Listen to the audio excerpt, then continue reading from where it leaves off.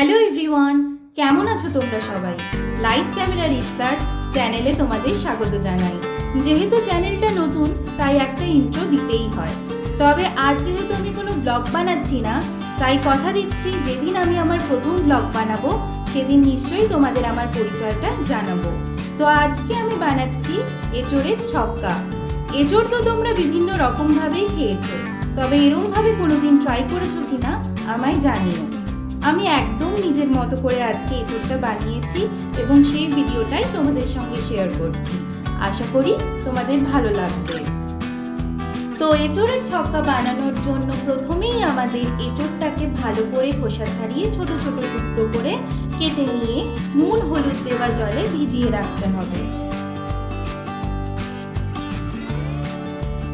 এরপর গ্যাস জ্বালিয়ে ওভেনে একটি পাত্রে পরিমাণ মতো জল ভালোভাবে গরম করে নিয়ে তাতে নুন হলুদ দিয়ে কেটে রাখা এঁচোড় এবং ভেজানো ছোলাগুলোকে দিয়ে ঢাকা বন্ধ করে ভালোভাবে সিদ্ধ করে নিতে হবে।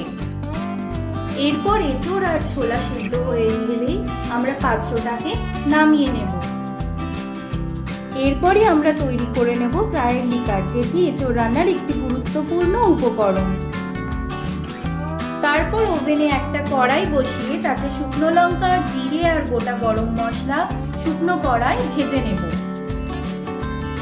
ভাজা মশলা তুলে নিয়ে কড়াইতে সর্ষের তেল দিয়ে তেল ভালোভাবে গরম হয়ে এলে তাতে শুকনো লঙ্কা এবং জিরে ফোড়ন দিয়ে ভালোভাবে নেড়ে নেব। তারপর তাতে টুকরো করে রাখা আলু দিয়ে ভালোভাবে নেড়ে নিতে হবে। এরপর আলু ভাজার সময় নুন আর হলুদ দিয়ে দেব। আলু ভালো করে ভাজা হয়ে গেলে তাতে সিদ্ধ করে রাখা এঁচোড় এবং ছোলা দিয়ে ভালোভাবে ভেজে নেব। তারপর আগে থেকে কুচি করে রাখা পেঁয়াজগুলোকে দিয়ে ভালোভাবে সেটাকে এঁচোড়ের সঙ্গে ভেজে নেব। এরপর আদা আর পেঁয়াজ বাটাটা দিয়ে ভালোভাবে নেড়ে নেব। তারপর টমেটো আর কাঁচা লঙ্কা বাটাটাও দিয়ে নেব।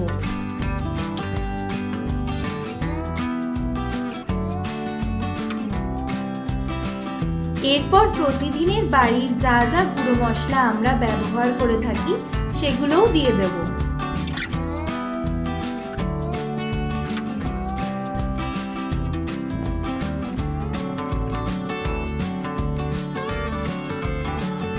এরপর ফ্যাটানো টক দইটা ভালোভাবে এঁচোড়ের সঙ্গে মিশিয়ে নেব।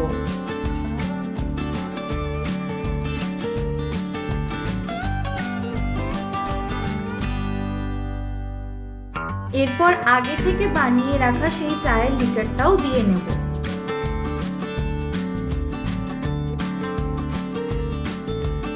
এরপরই কড়াটা ঢেকে দেব, যাতে সব মশলাগুলো এঁচোড়ের সাথে ভালোভাবে রান্না হয়ে যায়।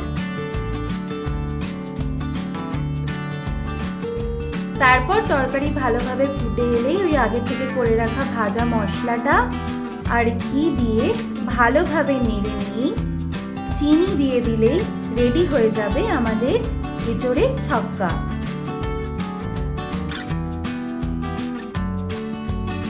রেসিপিটা ভালো লেগে থাকলে অবশ্যই একবার বাড়িতে ট্রাই করে আমাকে কমেন্ট করে জানিও। আজকের মতো টাটা।